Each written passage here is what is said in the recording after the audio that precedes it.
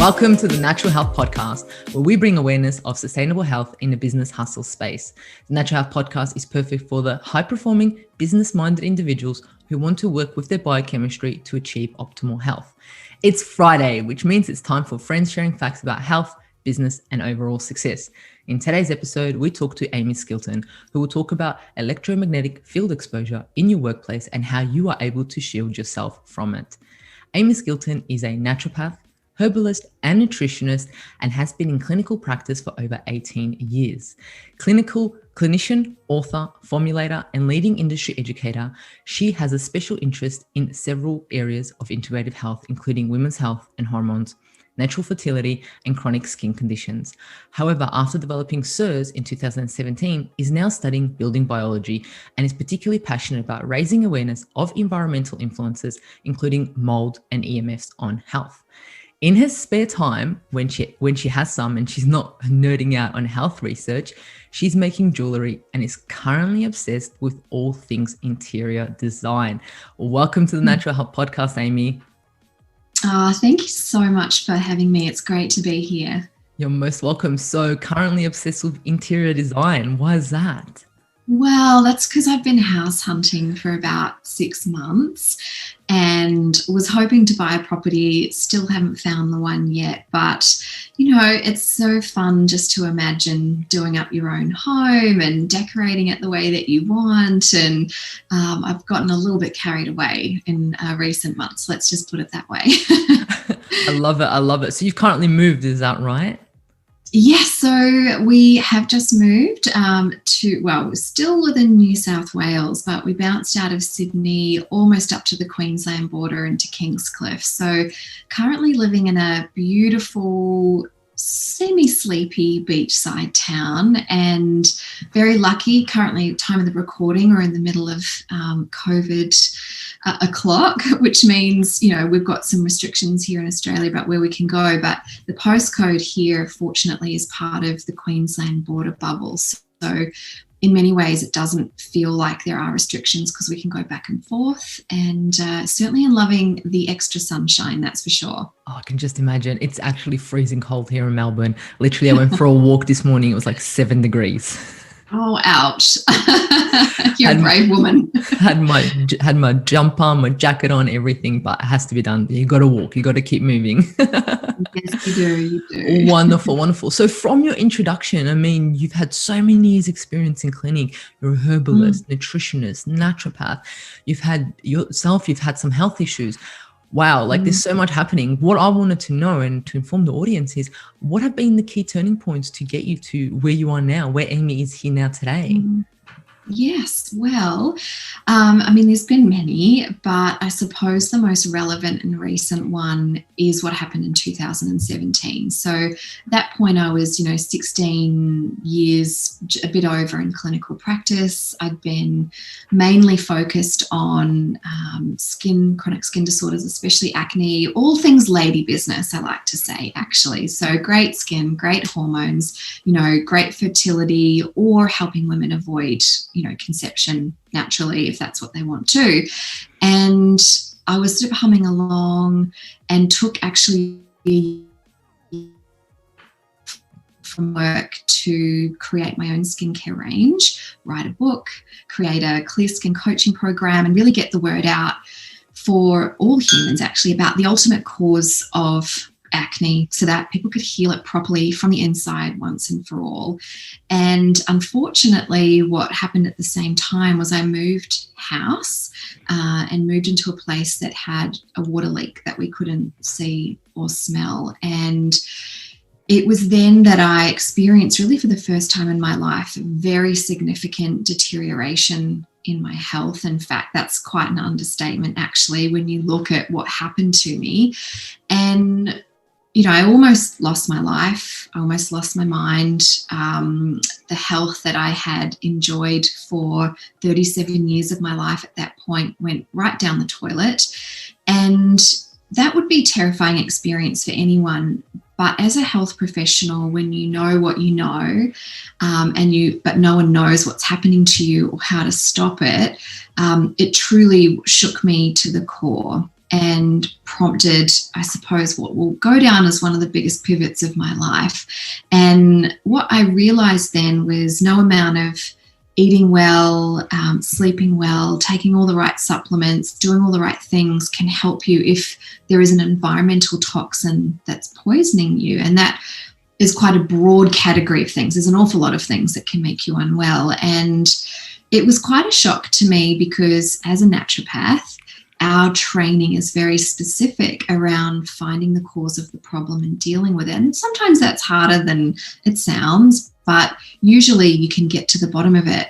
But for me, I realized there was a real gap in our education as far as environmental toxins went, particularly as it pertains to mold. I think things like chemicals in food and personal care and house cleaning products, people are a bit more savvy.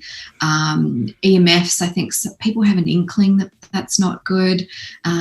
That's tricky also though, because it's not visible. And certainly in the case of the mycotoxins that wreaked havoc in my body, they're not visible to the naked eye either. And so I clawed my way out of that. And I suppose I'm still trying to get back to full health, although I would say I'm like 85%, 90% now, which is pretty good. And what I did once I was well enough was I started studying building biology. And it started off actually as training as a mold testing technician so that I could actually assess properties for water damage and not end up in a moldy home again. But of course, once you learn life-changing things, you can't unlearn them. And it was really the veil lifted on the source of our home and the built environment as a root cause of ill health and disease. And, you know, for me, part of what I do in this profession is practitioner education. And I just felt so called to continue the training because I want to fill in the gaps for health practitioners. You know, we're caring for people, but we don't go into their homes. They come to ours or our offices or see us online. And the kind of questions we need to be asking our patients as to what's going on in their immediate environment is not something that we're taught in college. And so I'm looking to get that changed one step at a time. But it really has meant that I've moved in a different direction. So I still care about women's health. I still deeply feel distressed for people who suffer from acne because it's just not necessary. But there are many practitioners now who are doing the same kind of work that I was in that space. In the building biology space, there's only a couple of us. And I think for me, having been involved in practitioner, postgrad education for 15 years, I feel like I'm the perfect person to bridge the gap. So here I am. Wow, what a story. And I think, your education, your experience, your knowledge is going to give so much to practitioners like myself and others. So I value that so much. And I think I'm talking on behalf of others too. It's absolutely brilliant what you're doing.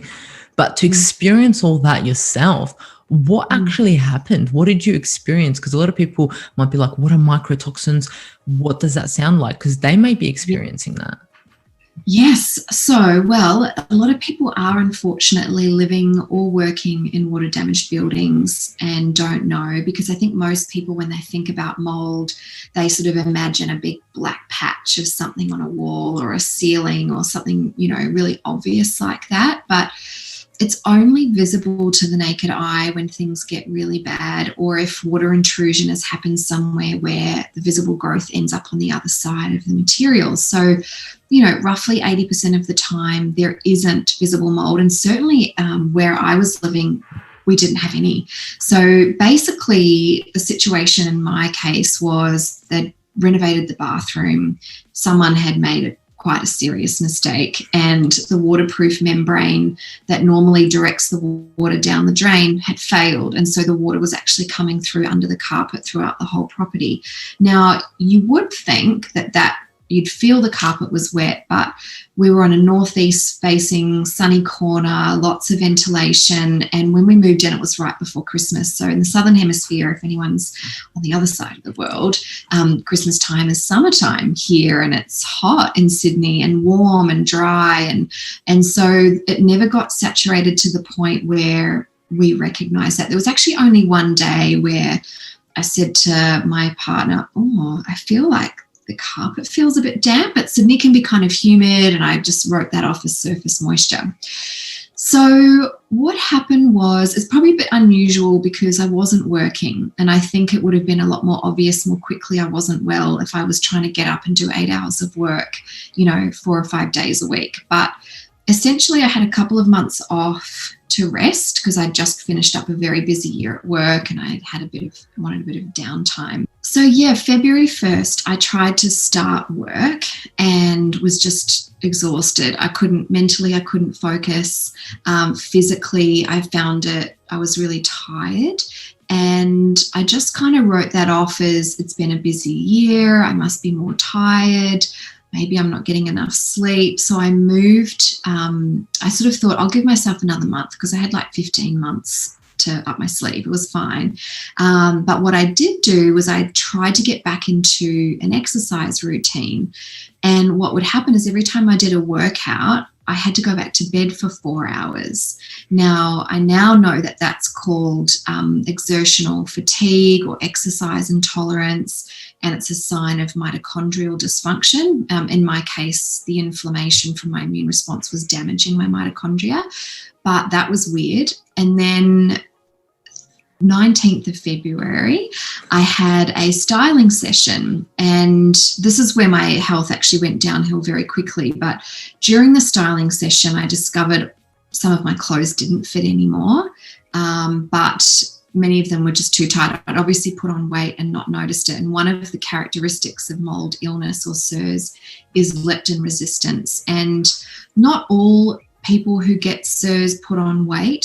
Sometimes they actually lose weight and just can't put it on, and they become pretty emaciated. But more often than not, it's the other way, and there's very rapid weight gain. I know one person who gained 30 kilos in 4 weeks. It's just extraordinary. Wow. Now, mine wasn't quite that extreme, but I did end up gaining, over 15 kilos, and that was over a few months. But again, I thought, I've just not been exercising. I've been on holiday mode. Maybe I've been eating a little more than I normally would. I don't know. And so again, I wrote it off. But what happened that day was we disturbed all the mold spores that were on my clothes. And so I developed allergies. Now, allergy symptoms, I think, are the most common people experience. And that's because those with my genetic makeup who are susceptible to mold toxins or mycotoxins make up about 1/3 of the population. So there might be people living in moldy homes who never get these particular symptoms, but almost universally are the allergy type symptoms. So hay fever symptoms, except never goes away when the pollens die down or the seeds or the grasses do. So a big red flag is anyone who has to take antihistamines on the regular. So I was getting runny nose, watery eyes. Every time I would lay down in bed to go to sleep, my nose would get blocked. I started getting weird rashes like eczema. I've never had eczema in my life. And in fact, mold triggered my first and only asthma attack. Never had asthma growing up, but had asthma 37 because of mold. So those types of things are usually a big red flag. But what I will also say is mycotoxins, or the toxic chemicals that mold produces, damage the liver, damage the kidneys, damage the brain, and many of them are carcinogenic. And they're also, most of them are antibiotics. So IBS, gastrointestinal problems, candida, especially SIBO, I'm seeing are being triggered by people living in a moldy home. But also, if someone who doesn't have my genes isn't then made aware that the home is toxic, they could live there for several decades and then be diagnosed with kidney cancer out of the blue, or liver cancer. And it's like, well, that's weird. Doesn't run in my family. I don't have risk factors. Well, you've been exposed to hepatotoxic carcinogenic chemicals for 20 years in your home. But couple of the other classic things that do tend to happen quite frequently is chronic fatigue syndrome and fibromyalgia. So those conditions are a product of some underlying fundamental issue. And I'm finding more and more it comes back to environmental toxicity. Now, for some people, it might be the final straw that breaks the camel's back, right? It's not necessarily the first thing that happens. Maybe they had some other pesticide exposure as a child, or maybe they had multiple antibiotics as a teenager for acne. That's really common. Then they went on the pill for 10 years, which depleted all the nutrients and changed their microbiome. And then they're in a stressful job. Then they move into a home that's got a water leak. And sounds all like a normal individual in Australia, doesn't it? What you just said, Absolutely. It sounds like a normal female, let's say, individual that's growing up in Australia. Exactly what the stages that you said they go through. 100%. So, it's basically going to impact every single human being, regardless of their genetic makeup. But for the 30% roughly of us that have an immune system that can't clear these toxins and therefore continues to stay in this inflamed state, we get much sicker much quicker. So we get referred to as, the canaries in the mine shaft. Now, I've used that term before, and for the younger generation who don't know what that is, I'll explain it. When you're mining for anything, obviously you can accidentally break open gas seams, or seams of toxic gases from deep in the earth that would kill you. And nowadays we have electronic sensors and alarms and warning systems for miners to get out of the mine if that happens. But before we did, they would actually hang little birds, canaries often, in the shaft. And if the birds stopped chirping, you knew, and they were dying, you knew there was a gas leak and you needed to get out. And so metaphorically speaking, I'm a human canary, and if I start to get sick in an environment, that's a big warning sign to everybody else in that environment that the environment is poisonous. Yeah. So it's kind of a beneficial thing, but not really. Well, so you know what? Now that I have recovered mostly, and now that I know what to look for, and now that I'm in a good environment, even prior to being in a good environment, I have reframed it as a blessing. However, it doesn't feel like that in the beginning when you're really sick. In fact, you feel cursed. Everyone's going about their normal lives. I mean, it changes everything. So for me, I can't just book an Airbnb and go away at all. In fact, pre-COVID, I would travel a lot for my job, attending, delivering seminars. There's only 5 hotels in Australia that I can stay in that are not moldy. I've stayed in so many hotels. I can tell you 99% of them are moldy, purely because of poor ventilation, but waterproof membranes these days last 7 years. So if the hotel's 7 years or more older, it's going to have leaks. And, I can't go to restaurants. So if I get invited, and a good example of this was a girlfriend had a dinner in Manly. Manly's a very moldy part of Sydney. I had to drive to the restaurant to check it before I accepted the invitation. Sadly, it was moldy. And so I said to her, I'll just drop in for dessert at the end so I could kind of nip in and out quickly.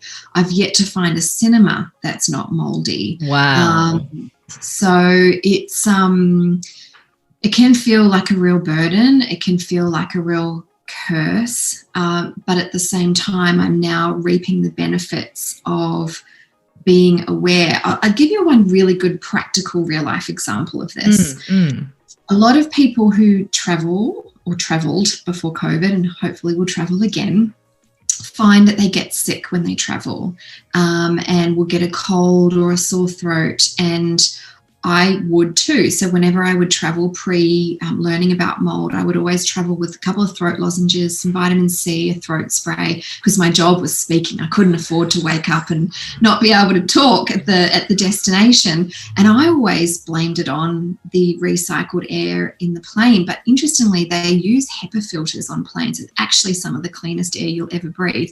And I realized, now that I know what I know about mold and stopped staying in moldy hotels, I never get sick when I travel now. It's the hotels, it's the Airbnbs, it's the motels, it's the moldy glamping tents.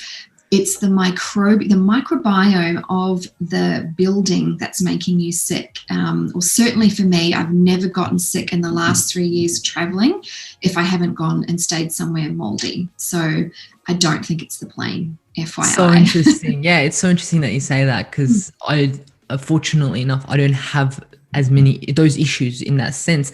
And the thing that I do is, even though I always bring my air filter with me wherever I go, even if I stay at a girlfriend's house or at mum's or somewhere else, I always bring that with me, and that's right next to me, full, and it's got the HEP filter, it's got everything in there. It's just like going off the whole night. Everyone's like, Mahela, what's that? I'm like, that's my baby. It has to come with me everywhere.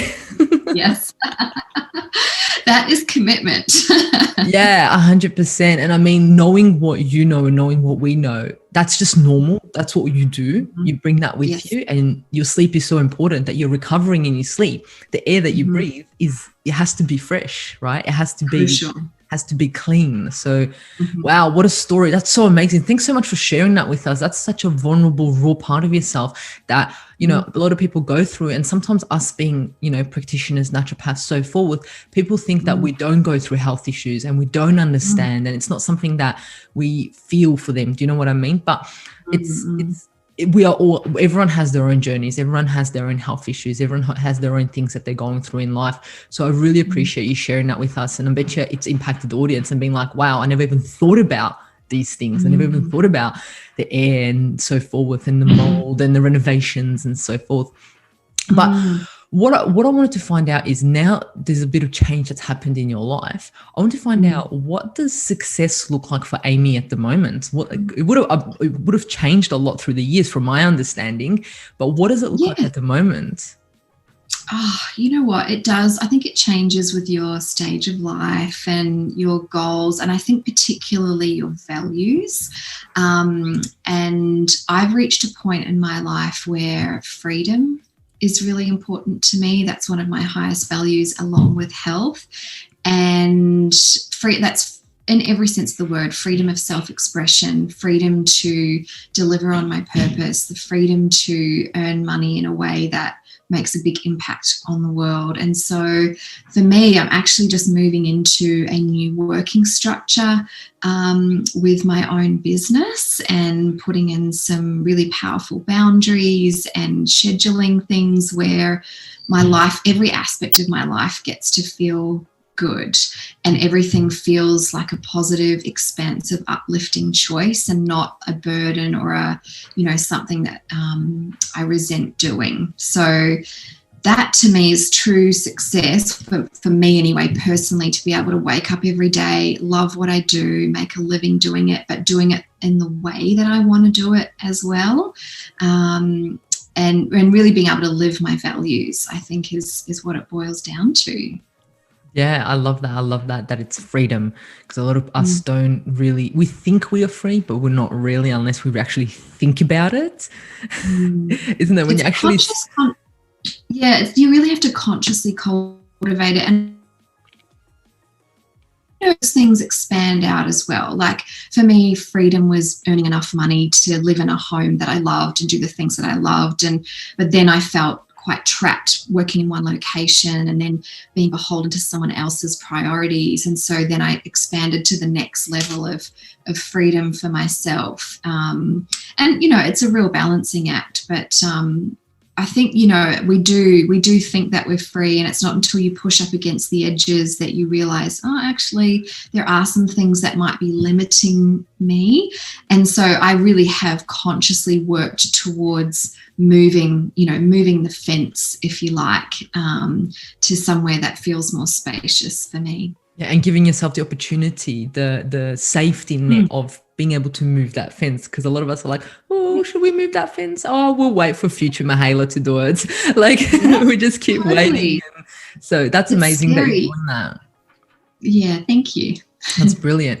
All right. Well, the audience is probably like, let's talk about EMFs. Let's get into it. Let's talk about the topic. I'm excited for this because I know only a little bit about this, and the more I find out, I'm just mind blown about this. So today's podcast is going to be amazing, this topic that we're going to go into. So, I mean, they are not a new phenomenon. However, during the 20th century, environmental exposure to man-made electromagnetic fields has been steadily increasing as growing electricity demands, ever advancing technologies, and changes in social behavior has created more and more artificial sources of EMFs. For the audience, what are EMFs? So it's a really massive subject, but electromagnetic radiation is a spectrum. And I suppose if I can initially lump them into two main categories, we've got ionizing radiation. And when you hear the word radiation, it's ionizing radiation that most people think of. So it's gamma rays, it's nuclear power, it's X-rays, and it's the uppermost end of the electromagnetic spectrum where the frequency is super high, the energy is super high, and it causes instant DNA damage, which is why it's considered unsafe at any dose. And so we haven't always known that. They used to X-ray kids' feet at retail stores to make sure that they got the right shoe fit. And, you know, now everyone wears lead-lined. Yeah, I know. I did not know that. That's crazy. Yeah. Honestly, as humans, I don't know whether we just are so excited about a new invention we don't think logically about the risk. They used to spray children with DDT to keep I've seen that. You know, it's wild, and we're making the same mistakes with EMS now, but we'll get into that in a second. But you know, ionizing radiation, we now understand, is really quite deadly at any dose. There is no dose that's considered safe, which is why, you know, the use of X-rays is considered very carefully, and MRIs as well, things like that. So when most people hear electromagnetic radiation, they think of that end of the spectrum, but it's actually a lot bigger than that, and we have a huge range of non-ionizing radiation to consider as well. And I'll talk about the things that are in that spectrum in a second, but basically the mistake that is currently being made, and at this point it is being supported by financial agendas. There is a mountain of evidence to show it's an issue, but because it's non-ionizing, it was incorrectly classified as harmless, and that's because it didn't cause instant DNA damage. But we now know there's multiple mechanisms of action that non-ionizing radiation has on biology, human biology, and all living things that causes cell damage, including single and double-stranded DNA breaks, which we know to be one of the mechanisms that cause cancer. Correct. But it's the difference between, you know, dropping a frog in a boiling pot of water or putting one at room temperature and slowly dialing up the heat. It's a cumulative issue. It's a little bit like asbestos and cigarettes. There's a latency period with illness that's very, very lengthy, and it's a cumulative dose, and it's about how much over what period of time you get. And so because it doesn't make you instantly damaged, it's been lumped as harmless, and it's absolutely not the case. Now, in the electromagnetic spectrum that's non-ionizing, we have everything from very low frequencies, electric fields and magnetic fields, which we get from any appliances and the wiring in our home. Then we move up to the wireless band, which is radio waves. So this is where there's more energy, the frequency is higher, and so information can be transmitted wirelessly. It doesn't have to run along a cable to be delivered. And so that goes up right through from the radio band, the cell phone frequencies. Obviously high frequency 5G is kind of the next thing that we're looking at. And then above, and there's obviously millimeter, that's when you get into the millimeter wave spectrum, microwaves, literally the same microwaves that microwave ovens use to cook food. A different power density, but again, it's slow cook or fast cook. Like, you really have to be mindful that whilst they're not identical, they're same, but different. Then you've got visible light, and that's obviously the one part of the electromagnetic spectrum that we can see. Then we move up into obviously high frequency ultraviolet light, and then we start to inch closer to ionizing radiation. Now, I want to also add that we do have natural EMFs as well. And of course, visible light falls into that. So another willfully ignorant argument, if you like, is, EMFs, Earth has its own EMFs, space has its own EMFs. Yes, it does.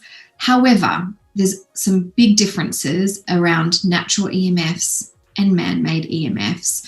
First of all, we actually evolved and developed and are designed to thrive under terrestrial and cosmic radiation. Now, we know too much sun will burn your skin, and if you keep doing that, you're likely to develop skin cancer. We're not saying natural EMFs are 100% safe either, but you will actually get sick if you're not exposed to terrestrial radiation, so the natural EMFs of the Earth, and also cosmic radiation. And the Earth's natural EMFs are direct current, and they do not pulsate. They are a linear type of wave. And so our cells love that. They thrive on it. It informs genetic expression and it's healthful. It's also very low frequency and it's very low density. You need very special meters to actually measure it. Now, in the last 100 years, we've increased our man-made EMF exposure by a quintillion fold. Wow. Now, if you write that down, I think it's 16 zeros. That's huge. Extraordinary. And it's also high frequency. It's very dense. The power density, especially if you're in a major city, is extreme and hazardous. And it's also non-linear. It's pulsed. And so this actually has an impact on our cellular biology that direct current doesn't have, because our man-made currents are alternating current based. And so they're very, very different. And the level of exposure is very, very high. Our proximity to the source is very close as well. And so we are irradiating ourselves, and we're going to pay for it. We already are. I guess there's EMF canaries as well, and anyone with a chronic illness can develop EMF sensitivity. And, we're going to see over the coming decades more and more issues. But again, a bit like with mold illness, some of the symptoms can be misdiagnosed or written off as too hard basket, or, like often is the case with tricky patients, they're dubbed hypochondriacs or referred to a psychiatrist. Correct. And we see that happening all the time. You're on point. Individuals come and go, I know something's wrong, I don't know what it is. And then because they can't put their finger onto it, they're unsure where it is. But you were saying about signs and symptoms. What are some what are some signs and symptoms that you would think would come from EMF exposure? Well, it sort of depends on the type of EMF. So I also sort of left out artificial light and blue light there, but that's sort of in there as well. So obviously with artificial light, we're messing with our diurnal circadian rhythms. We're also messing with our monthly rhythms as well. So insomnia, and of course, as soon as you get that, we know with shift workers that loss of diurnal rhythms increases the risk of cancer, anxiety, depression, weight gain, type 2 diabetes, all of that sort of stuff. So that's artificial light alone. But then you've got electric fields, you've got magnetic fields, and then you've got radio frequencies, which is the wireless radiation. So for some people, it'll be headaches and insomnia, fibromyalgia type pains. For me, it's heart palpitations. I get like heart flutters if I've been on my phone and it hasn't been hardwired. It can be numbness in the hands and the face. Wow. It damages cells that turn over particularly quickly. So it causes sperm damage, it causes egg damage. So it can create, certainly in animal studies, and also in human studies, we know it lowers sperm motility, it affects sperm morphology, it impacts fertility in humans. But in animals, we've seen a rise in birth defects, autism, other learning difficulties, things like that. And, you know, with the impact on DNA damage, we know that's a very serious thing, and what that's going to cause down the line. But often it's chronic illnesses, poor energy, confusion, delirium, pain, feeling nauseous. I also can feel a bit nauseous if I've been on a wireless device for too long. And I get like a bit of a weird headache. It's unlike a normal headache or a migraine, but it just feels like an inflamed brain kind of feeling. So there's a lot of different symptoms. Headaches are a really common one. I had a patient actually who she was quite fit, personal trainer, ate really well, and she was waking up with headaches every morning, and she was sleeping with her cell phone under her pillow every night and not on flight mode. And seriously, stopped her doing that, her headaches went away. That's a no-go, isn't it? That's the first thing, is put it on the flight mode. Do not charge it next to your bedside table. That's the worst thing. Don't charge it. You're going to charge your phone away from you. Yeah, you really don't want any electronic devices in the bedroom, but like bed lamps are quite common, but they'll create an electric field, and when they're on, they're creating magnetic fields. So at the end of the day, when you're ready to go to sleep, you should actually pull them out from the wall at the plug. You can flick the switch off, and that will lower the magnetic fields. And there's way more research on magnetic fields and the health issues they cause than electric fields. But when there's an electric field there, the electrons are present in the wiring ready to go, and they always need to find their way back to ground. That's why you have an earth point on all the wiring. And they will often try and ground in water or anything that's water-based. And our bodies are mostly water. And so they will try, you'll actually attract the electric fields. And so if you pull it out from the wall, you actually just take it offline entirely. The same goes for electric blankets. And I know some of those heated blankets are really popular now, especially in winter, probably in Melbourne. They're really popular. In isolation, on the couch with Netflix. Totally. So cozy. I get it. And I, you know, because of mold, I had really bad circulation as a kid, chilblains, you know, freezing in bed. And so I was really naughty. Mum would want us to turn it off when we went to sleep, and then I'd turn it back on after they went back to bed because I was so cold. I like how that's you consider as naughty. I love it. It was, well, I look back and I think, my God, it's like, how am I even still alive? But it's, you know, mums know best. Yeah, mums do know best. Sorry, mum. But children are especially vulnerable, and this is actually a real issue when it comes to where you buy your home, where the smart meter is, where the wiring is in the house, and you don't want to live within 600 metres of high voltage power lines because they're associated with a doubling in incidence of childhood leukemia. So, you know, their cells are dividing much more rapidly. Their immune system is still developing. Their skulls are thinner. They are just even more vulnerable than adults to exposure to EMFs. And so, you know, even as adults, we need to be far more careful than we are. Most people are just completely unaware, but for children especially, it's very, very dangerous. I can just imagine. Yeah, that's absolutely. You've shared so much information about EMFs and talking about the signs and symptoms. They're a bit kind of all over the place. It's kind of just like you're not feeling well. You've got a little bit of fatigue, a little bit of chills, poor circulation, this, that.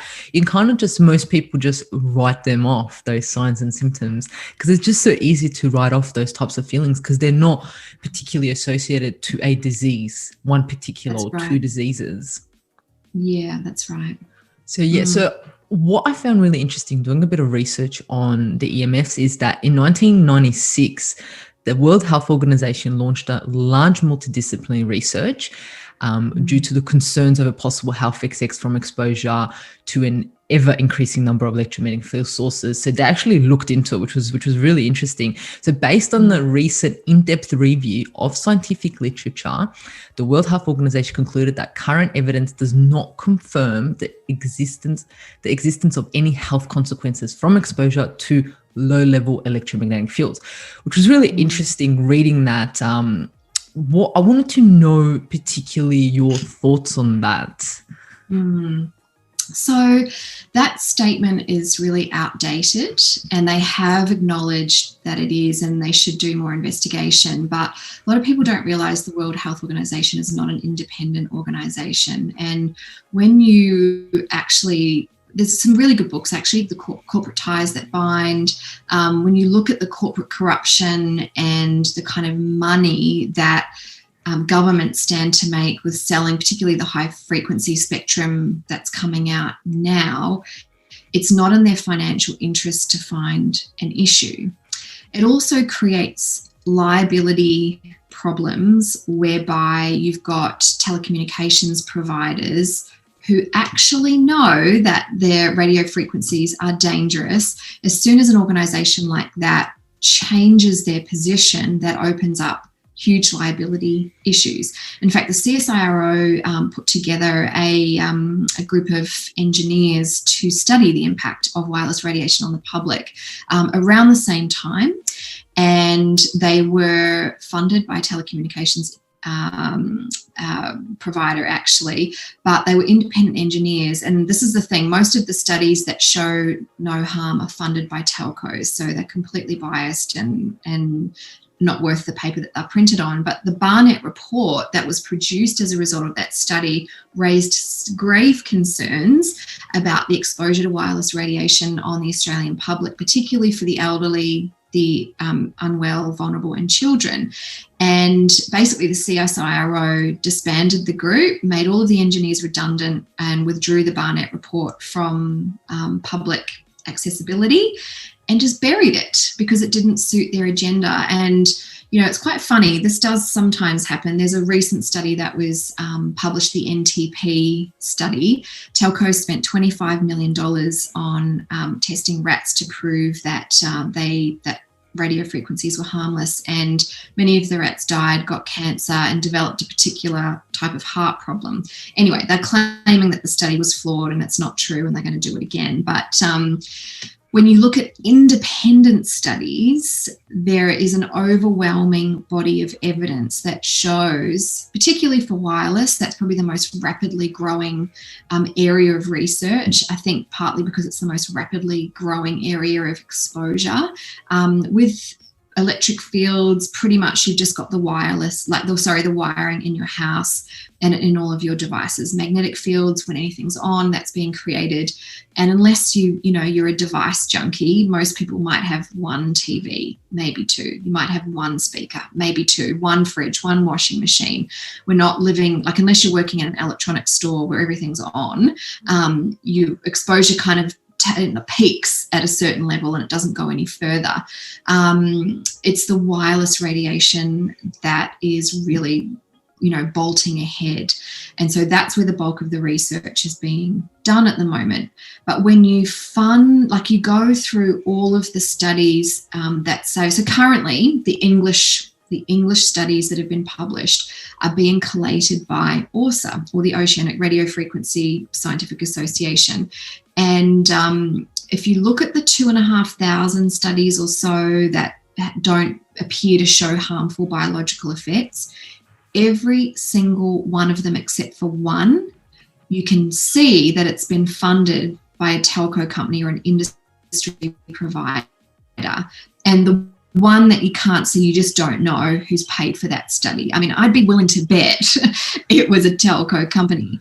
And on the flip side of that, we have 7,500 studies that show harm. Now, there are also studies that don't show effect or a mild effect. We know the limitations of scientific research. It's very difficult to get a control anymore because we're just blanketed in radiation. Not all studies are designed well. There are other mitigating factors sometimes you can't control for. I will also say that there's a particular type of medicinal application of EMF called PEMF, or pulsed electromagnetic fields, that actually have been shown to have beneficial health effects. So you have to be very careful at what you're looking at. What frequency, what power density, how was it applied, what were they actually studying. Like I get a lot of people sending me EMF shielding advices saying, devices, sorry, are these good? And then, but it's been scientifically proven. And then I go and look at the evidence and it's like a laughable document.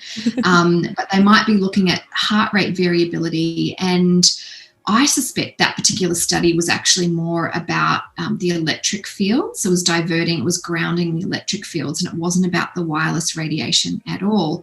But poorly designed studies that are not looking at, there's a number of biomarkers we now know are being triggered when people are exposed. So, for example, there's a protein called SB100 that actually indicates the breakdown of the blood-brain barrier.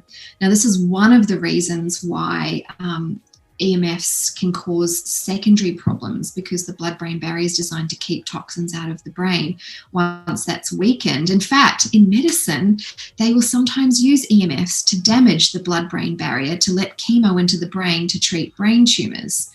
And so, if that isn't enough to start you thinking and reconsidering your exposure, I don't know what will be. I know if they're using that for those benefits and they understand that it does to the blood-brain barrier, it's kind of like, well, what does that do every day then? Mm-hmm. Exactly. It's just mind-blowing. And I love how you mentioned the studies. And when we're looking at studies, there's so many things we've taken considerations, like you said, who funded it, what was the actual hypothesis, what was the conclusion, what was the method, how long was it run for, how many people were done it by. So, when someone just says it's scientifically proven, I would take that with a pinch of salt and actually look more into it, or get someone who understands it to look more into it for you. So there's so many, and that's why there's so much information out there at the moment with EMFs and things like that saying, it's not that bad for you. But what does that mean? It's kind of like saying, it's kind of like for me saying, I'm not tired. For me, I'm not tired is totally different to someone else not being tired. And, it's so individualized. And it's I love that you mentioned that in there, that it's just who it's run by, what the agenda is. And it's just mind blowing. I think the latency period's probably like one of the biggest factors, because it's like putting someone in a room and exposing them to one cigarette and saying, look, they didn't get lung cancer. Cigarettes don't cause lung cancer. Cigarettes don't cause lung damage. Their lungs are fine 24 hours later. But, cell phones really are the new cigarettes, and we're now being exposed to 50 cigarettes every day, in our home. And you might be fine in 6 to 12 months' time. You might be fine in 5 years' time, but you keep that up and you won't be fine. It's just really a matter of time. And so I think that's really where the challenge is. Now, I understand I love the internet for a start, and I love the possibilities the internet brings to the world. I really do. I wouldn't want to be without technology and electricity and hot water and my cell phone. However, we are just rampantly consuming the next thing without actually realizing the impact it has on our physiology, and which means no one's really mindful of the safer ways to use them. And it has allowed, of course, those who are profiting off technology manufacture to just run rampant. But if you actually look at the small print, even on your phones, even the manufacturers say, don't use this on your body. And the safety testing, so most people think, and this is a fair enough assumption too, they wouldn't sell it if it wasn't safe. I wouldn't be allowed to buy it. Now, depending on which country you're in, some countries are a lot more stringent with what they'll allow on the shelves, like chemical-wise. For example, the EU are pretty strict. Sadly, Australia is just a she'll be right, mate. And then you have until proven wrong. Yeah, you have to prove that it's toxic. It's idiotic. It's absolutely idiotic. It's so reckless. It's on the shelves for a few years until you can prove that it shouldn't be on the shelves. 100%. And, we're facing the same situation with wireless radiation. And so, I appreciate communications have changed things for humankind. But at the same time, we need to actually be a lot smarter about how we're using it and mindful of balancing the benefits with the risks. And, we do have a lot better ways of doing things that would dramatically reduce our exposure. But no one's talking about it because most people don't want to believe it's harmful, because then they'll actually have to change their habits and behavior and take responsibility for their health, which is always a tough pill to swallow. And it also means there's no way the telcos will ever be the ones to volunteer this information, because it's their bread and butter, and the liability issues are going to be a huge problem. They're going to be a problem anyway. Class actions are coming. It's just a matter of time. But in the meantime, that doesn't help you if in 5 years' time you're diagnosed with breast cancer because you kept putting your cell phone in your bra every time you went walking in the morning. That isn't going to save you. That isn't going to make you feel better. That isn't going to undo what's happened. So my personal mission is to educate and empower the individuals to make better choices with their tech. Practice safe tech, please. I love that. Yeah. So what I was going to say is the fact that here in Victoria, most of us have been working from home, right? And in this podcast, we're talking about how we can have EMFs at work. So there's a bit of it's kind of home, or is it work, or is it work, or is it home? So what ran past my head is I would love to see a bit of research or anything that's happening in Victoria, or those individuals that have been working from home and they haven't actually been able to go outside for more than 1 hour or 2 hours a day. So they haven't been able to ground themselves, which we're going to go into later for EMFs and things like that. They've just been literally in this EMF exposure like 24/7. But what I wanted to know from you is so people have made a bit more aware. What type of EMFs are they exposing themselves to at work, besides you having a laptop, the person next to you having a laptop, and then having wireless internet? Is there anything else they should be wary of? Yes, there's a few things. And just before I list them, I will tell you the calls, bookings for building biologists have gone through the roof since lockdown, especially in Melbourne, because people are realising, stuck in their house 24 hours a day, that there's problems, mould as well, but EMFs too. And Victoria, unfortunately, has a policy where smart meters are being rolled out, and they're making it very difficult for people to opt out or get an alternative. So the exposure for smart meters is very high in Victoria as well, which is unfortunate. But basically at home, so cell phone is number one. People are worried about cell phone towers, as they should be, but in all honesty, at the moment, unless you live within about 200 meters of a cell phone tower, you're going to be getting more wireless off your cell phone. Now, that's not to say you shouldn't worry about the cell tower either, and maybe shielding, whatever, but this is the number one risk for people. So there's a couple of things to be mindful of. Most people will have it on their desk right next to them, so they can see the notifications every time it goes bing. Get a dopamine rush. We'll let the light up the neural circuits. That's a whole other issue. They're engineered for addiction, and this is also the cognitive dissonance that occurs when people don't want to know about the health risks. But anyway, here's what I tell people. There's a couple of things you can do, and it does depend on your circumstances. So I always have my phone in flight mode, and I will take it out of flight mode to check things maybe 4 or 5 times a day, before work, mid-morning, lunch, mid-afternoon, evening. Now, I love Instagram. So if I'm going to sit on the couch or in bed scrolling the gram, I will hardwire my phone.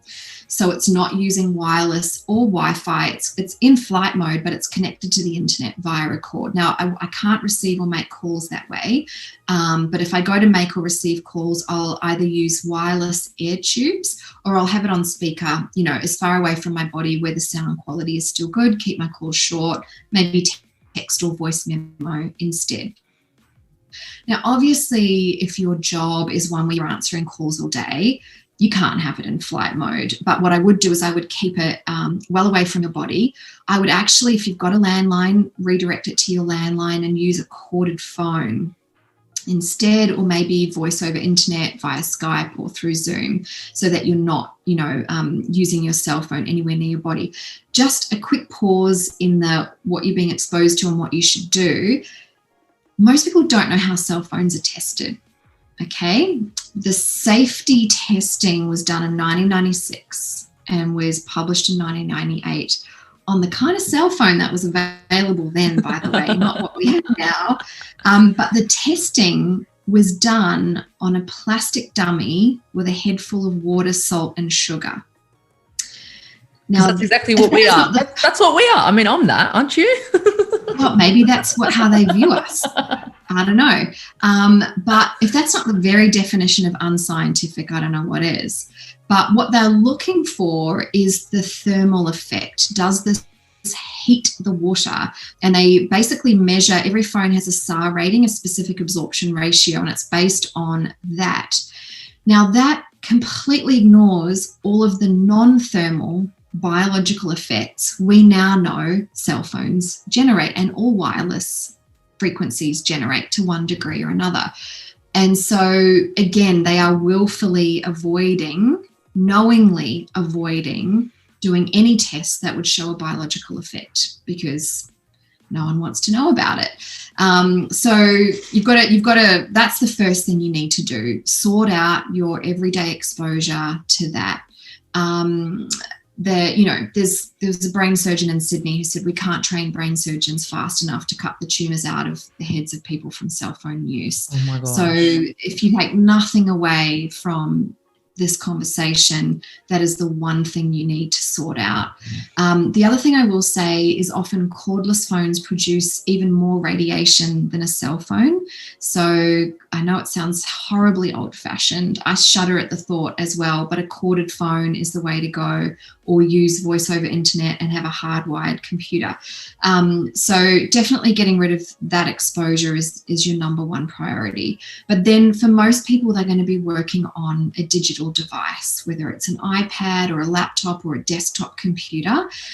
So again, a couple of simple things. To reduce your exposure to wireless radiation, get rid of your wireless modem and hardwire everything. Now, obviously that means you can't walk around your house, scrolling the gram while you're making lunch or on the toilet. We all do it. I know you do it too. But maybe what you can do is hardwire when you're 8 hours at your desk or whatever it is. You can turn the Wi-Fi modem on when you go on your lunch break. You're cutting down your exposure to 1 hour from 20 hours. If you are using wireless, crying out loud, please stay as far away from the modem as possible. Don't sit anywhere near it, and turn it off at night when you're sleeping so you're not being exposed unnecessarily. So wireless radiation is big. The other thing though is the electric and magnetic fields that are generated from the computer. So if you've got a desktop, well, there's no battery backup. It has to be plugged in. So keep the power board as far away as possible. Keep the cords away from you. Obviously, there's a limit to that because you've got to be able to see it, and you've probably got a keyboard attached to it. But distance is key. If you're on a laptop, you don't ever want to be using it while it's plugged in and charging. I know sometimes that's unavoidable for short periods of time. I'm just going to unplug mine right now. Good girl. The other thing is I would also swap most laptop chargers have got 2 prongs and not 3, which means your charging cord is not grounded. So swap it for a 3-pronged charger. That'll reduce the electric fields that try to go to ground on you. But yeah, charge it overnight. Take it, use it unplugged, and then charge it over your lunch break again, and then unplug it when you go back to it. I just think a lot of people don't realize that that's creating a significant magnetic field when it's charging that you don't want to be sitting inside of. So they would probably be the biggest things, I think. Maybe a couple of other things to be mindful of is, where are you working from at home? Like if you're working in the kitchen, especially if your kitchen's quite small, the more power a device or appliance draws, the bigger the magnetic field. And so ovens and fridges and induction cooking tops tend to be the biggest magnetic field generators in a home. You don't want to be sitting near those. You also don't want to be sitting somewhere opposite, or near a smart meter. So if the smart meter's on your lounge wall, maybe go to the dining table on the other side of the house. So they would probably be the main things I would say. And maybe just touching on artificial light, if you're working after sunset, definitely invest in quality researched blue blockers. There's a lot of blue blockers on the market who don't do anything, and some that do. That can have a significant impact on reducing the melatonin suppression. Ideally, you don't want to be working on them after hours, but I deliver a lot of education in the evenings after dinner time for people, because that's the time that works best for them. So it's not always avoidable either, especially if you've got an international business. But they would be the biggest things, I think, that would make the most significant difference to people and reduce their exposure in a really powerful and meaningful way, without really cramping your style too much as well. It's not going to significantly inhibit or disable your ability to do your work. It's just maybe a couple of extra steps when you're kind of unhooking and hooking things up. Which is valuable, extra steps to get some movement happening. That's true. I can't argue with that. So the key would be to get, I think it's an ether cable, is that right, into your laptop? Ethernet cable. And then you can get one also for your phone. Yes, you can. Yeah, you totally can. Okay. Easy to order off the internet, super cheap, very easy to set up. It might feel a little bit awkward and challenging to start with because you've never done it before, but it's honestly a plug and play situation. Probably the one thing though that, actually I do have two more tips for you. With the wireless modems, the newer ones are coming out with two signals, two emitters. And what's happening is the telecommunications grid are trying to provide free public Wi-Fi hotspots for everyone using your device. And so what can happen when you turn the button off on your modem, your signal goes dead, but the public signal remains active. So it's almost like you didn't turn your Wi-Fi router off. So if you are using wireless, unplug it at night. But what I also want to say is you can switch it off while you're using Ethernet. So obviously make sure they get both of them switched off. But the other thing that I didn't mention is wireless modems were first created for businesses. They were a business device. And as such, they needed to be powerful enough to put a wireless signal out across a commercial building floor, maybe a couple of floors. So they're very strong. You've got to think of them but much like a cell phone, sometimes stronger, but you can power them down by 95% and still get a perfectly strong signal at home. So it involves logging into your online ISP profile, and actually you've got to do it manually. You might need to get your ISP to help you, but it means you reduce your exposure from that device by 95% and still get great wireless internet.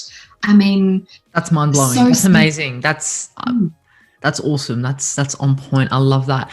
The other thing I wanted to find out is I know a lot of people buy these stickers that they put on their phone, on their laptop. Trying not to roll my eyes. Sorry.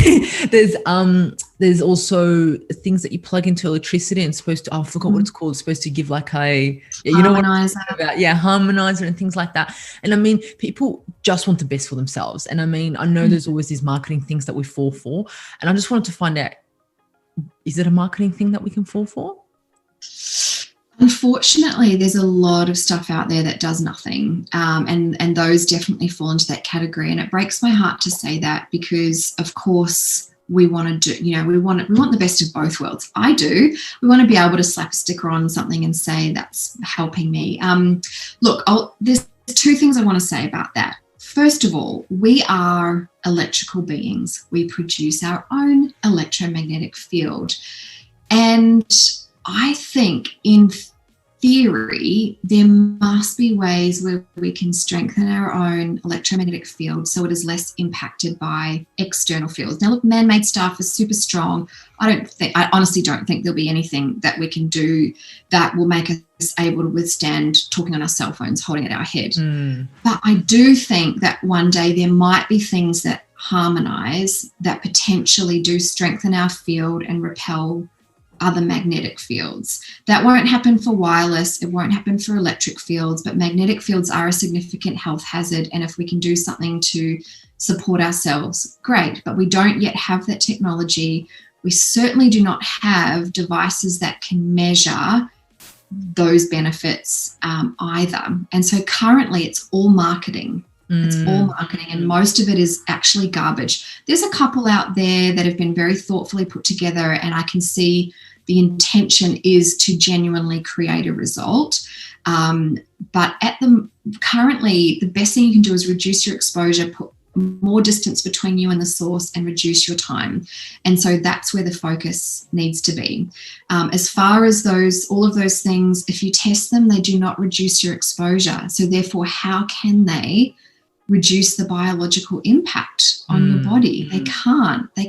It's I don't doubt that the people that sell them believe in them. I really don't. I think they think they're doing a good thing. And I will also say, you and I both know the placebo effect is also quite powerful. And there's been some incredible studies to show that our bodies can do incredible things at the suggestion of it. But you need to think about like this. Is there an antioxidant you can take that will allow you to smoke 20 cigarettes a day and never get lung cancer? You just wouldn't do it. You just wouldn't do it. And so that's where I would position these things. Yeah. I love that. I thought I'll ask that, put that in there. The other thing is also a lot of individuals who are working, like you said, they're on their phone, they're doing this, they're doing that. What is the difference between wired headphones and ear pods? Because I know you've put up a few posts on Instagram about it, and I would love for you to share a bit about it.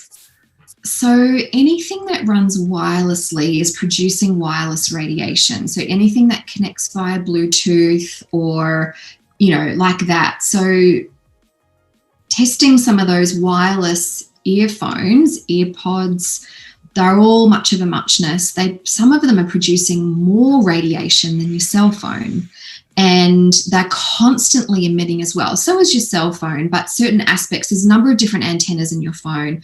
Certain aspects of the phone are seeking a source more frequently than others. But the wireless headphones are constantly seeking a source. They use Bluetooth most of the time, which is 2.45 gigahertz.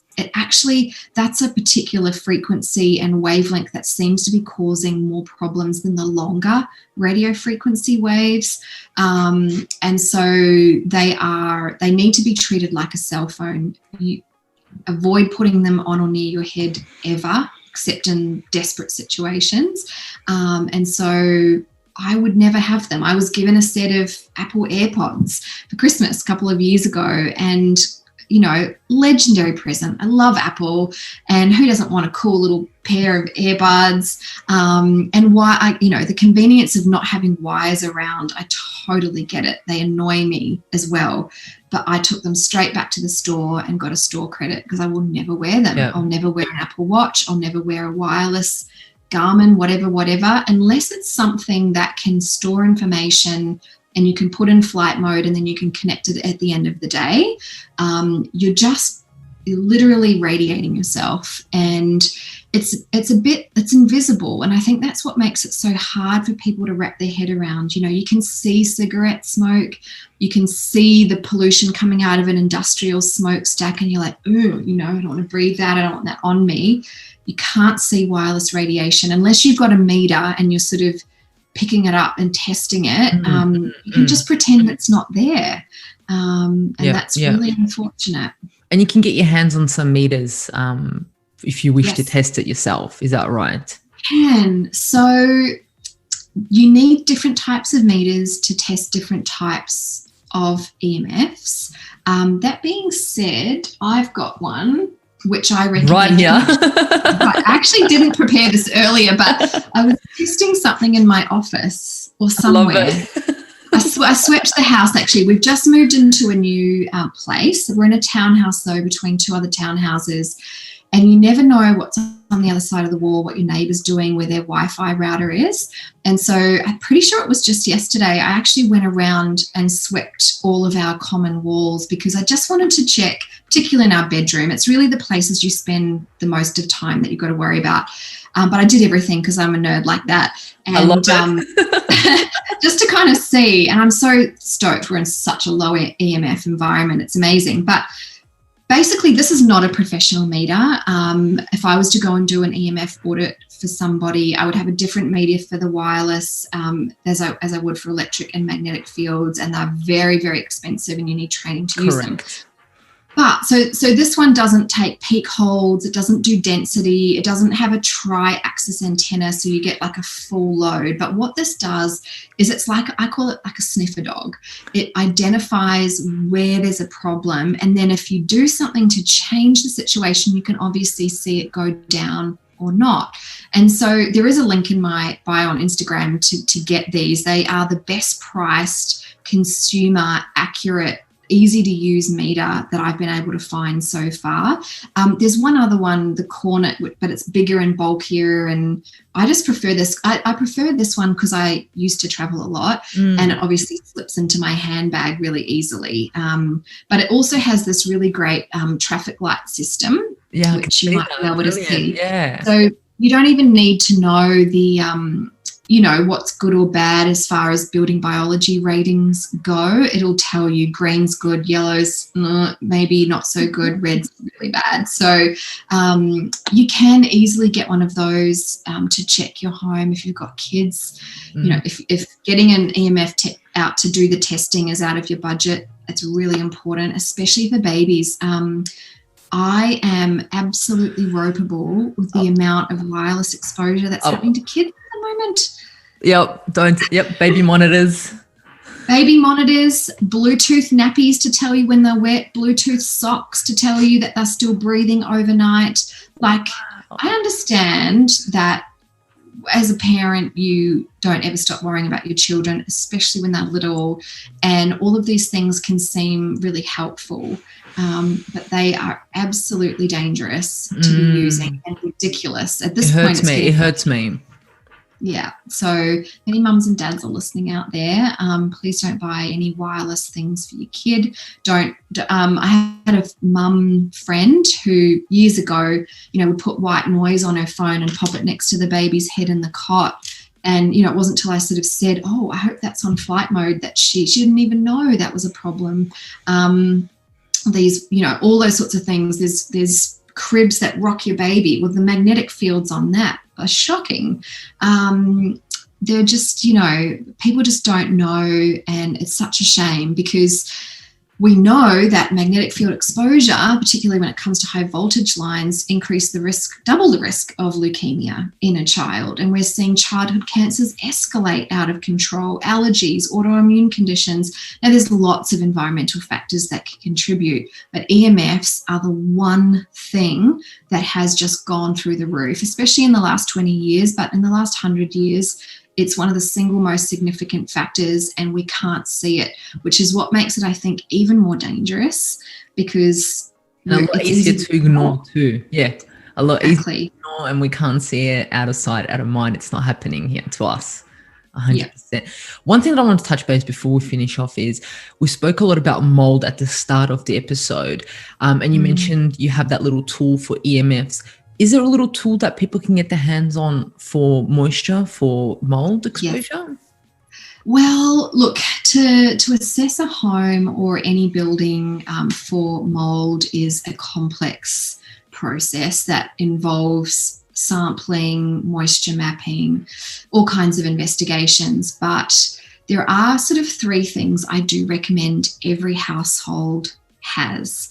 Now, one is a thermohygrometer, which is just a little sensor that tells you the relative humidity of your home. Now, certain climates have a tendency to be more humid than others, some particularly all year round, like Sydney, where I am in subtropical, New South Wales. And basically, you want your relative humidity to be between 45 and 55% in the home as a constant. Anything lower than 45, it gets a bit dry and bad for human health. But once you hit 60 and over, we start to see dust mite proliferation, which causes allergies and mold growth as well.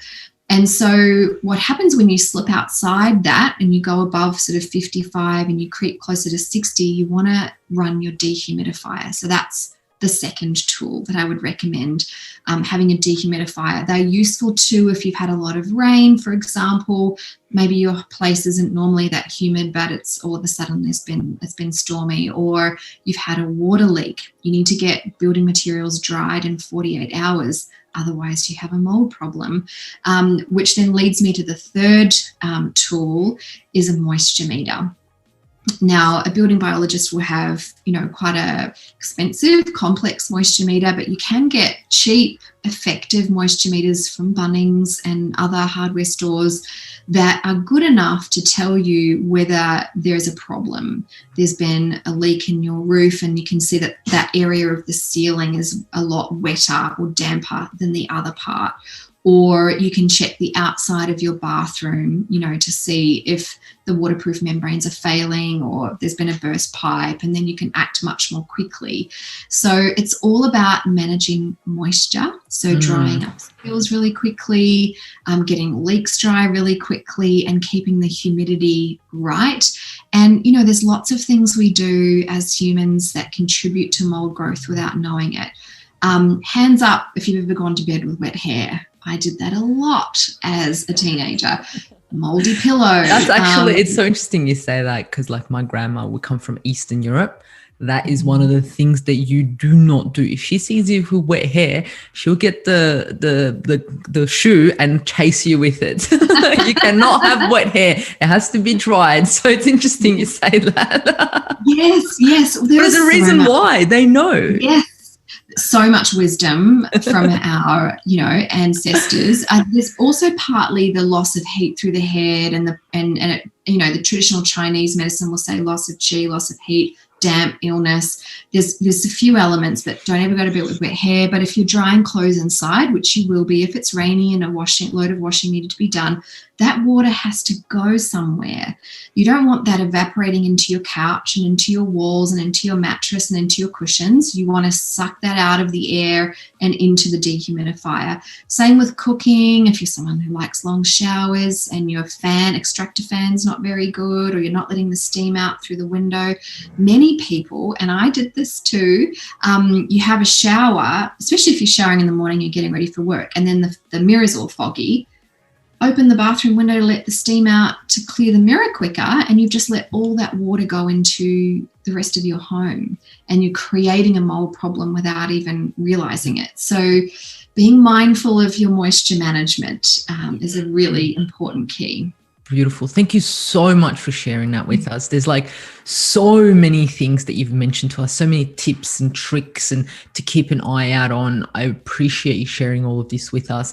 So now we've come to the end of the podcast, and to finish off, I ask all my guests, I want to know, what is your natural health hack? What's one thing that Amie does that's her little secret, but will no longer be a secret once you tell us, that you do maybe every day, and it just gets your health to be on point the way it is?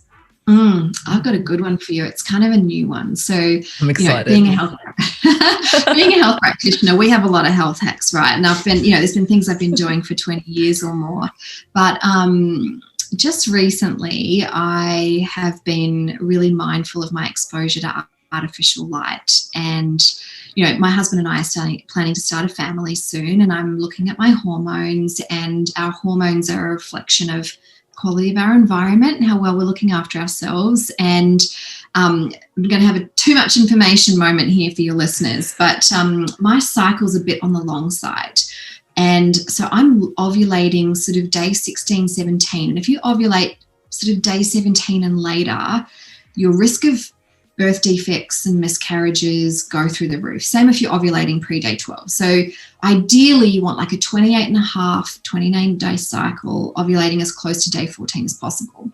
So I've been looking at all of the things I need to do to bring my cycle into a better balance, and stress management is a massive one. But what I started doing was at sunset, no artificial light. So I've got a couple of reading lights that have just red LEDs. There's no blue light coming through at all. I've tested them with my spectrum analyzer, or we use candlelight. And I don't watch TV, so this is easy for me. If you like shows in the evening, this is going to be a lot harder, but maybe some blue blockers would be good. But can I tell you, the very first month I started doing that, my cycle shortened by 3 days. It changed immediately. And that was a real wake-up call for me because, we as cyclical beings, and obviously the benefits to fertility are 3 to 4 months down the track because it's 120 days for egg and sperm, generation. But the fact that my cycle changed in 1 month doing that just absolutely blew my socks off. And but when you know so much about health and you're like, oh, no one, yeah, that's normal. Like that's what's supposed to happen. But like us living in the 21st century and everything, you're like, wow. Yeah. And as a result, I am now going to bed earlier, waking up earlier. I'm now moving more into a natural rhythm. Now, I that was very hard for me when I was younger because I was very stressed and my cortisol suppressed melatonin. So I was a night owl. There's actually no such thing. It's a high cortisol. I'm so glad you said that. That's what I keep telling everyone. There's no such thing as a night owl. I'm the biggest. No. Yep. It's just a bad cortisol 24-hour rhythm because of stress. And so I sort of got my natural 24-hour rhythm to more of a social rhythm, going to bed at 9, 10 o'clock and then getting up around 7. But now I'm like, who am I? I tried other ways to become a morning person, failed. Once the stress went down, I became more of a permanently exhausted day pigeon. But now that I've dropped the artificial light at sunset, I'm in bed, I'm going to sound like such a nana, but 8:30, but I'm awake at naturally at 5. And after 40 years of never being able to wake up even at 6:30 and feel normal, that is just extraordinary. I know it feels really obvious now that I'm saying it out loud, but for me, it was just one of those habits as a human being. You just have all the lights on, you cook, you clean up, you do something before bed, and then you turn them off. To actually take that one step further and dial the light right down when the sun goes down. Try it for 30 days, and I would love to hear anyone who gives it a go what you find. It'll blow your mind. I love it. So you've joined the 5 a.m. club without wanting to even join it. Well, I actually have wanted to join it. I really have. But no amount of setting the alarm. I was just a wreck. I was a wreck. And so I effectively joined it at around 7 a.m. and everything ran kind of 2 hours later. And so it's lovely. It actually feels like what life is supposed to feel like, I believe. And you just can't out ninja your physiology. You can't push your body too far one way and then think you can kind of force it back. It just doesn't work like that. And so I'm glad I've stopped pushing the proverbial uphill. Yeah. And actually that one step, I'll never take that back. It's just not worth it anymore. It's amazing. You've just reset your circadian rhythm to the way it's supposed to be. And I love that. I'm all about the circadian rhythm. I'm all about how our body is supposed to be. It knows when to go to sleep. It knows when to wake up. We don't need these things called alarms. They're doing so much damage to our body. If you're working, you put an alarm clock, don't worry about not drinking water, but eating something bad. Worry about that alarm clock. That is an issue. That's one of the issues that may be causing your disease. It's crazy when we think about these things. But yeah, thank you so much for sharing that health hack. It's absolutely fabulous. And I love that. I love the artificial light, turning that off, putting the candle light. And it's interesting. The fact is I've put on the same as you, a red light in my bedroom, and my neighbors must think what's happening there. It looks absolutely crazy from the outside. Yeah, from the outside, because it's at the front too. It looks at the street. So I'm like, ooh. But the change is dramatic. That red light, removing that blue light has made a huge change on myself too. So I can just imagine going that extra step and doing what you're doing. It's just amazing. So yeah, if any of the audience is listening, give yourself a try for 30 days to a minimum. Yes. Yeah. And one other thing I'll just add to that is a lot of people don't realize we have light receptors through all of our whole skin.